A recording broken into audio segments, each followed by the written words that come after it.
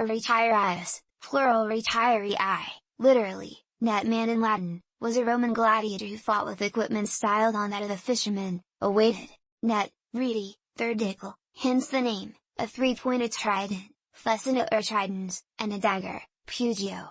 The Retiarius was lightly armored, wearing an arm guard, manica, and a shoulder guard, galerius. Typically, his clothing consisted only of a loincloth, subligaculum, held in place by a wide belt, or of a short tunic with light padding. He wore no head protection or footwear. The Retiarius was routinely pitted against a heavily armed secutor. The net fighter made up for his lack of protective gear by using his speed and agility to avoid his opponent's attacks and waiting for the opportunity to strike. He first tried to throw his net over his rival. If this succeeded, he attacked with his trident while his adversary was entangled. Another tactic was to ensnare his enemy's weapon in the net and pull it out of his grasp, leaving the opponent defenseless.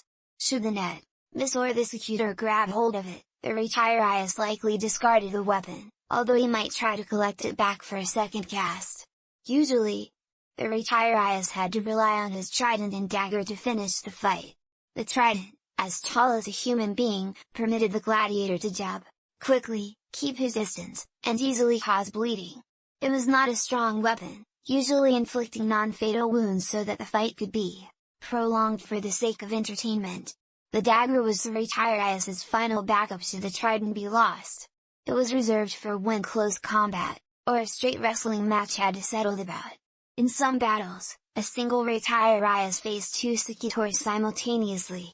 For these situations, the lightly armored gladiator was placed on a raised platform and given a supply of stones with which to repel his pursuers.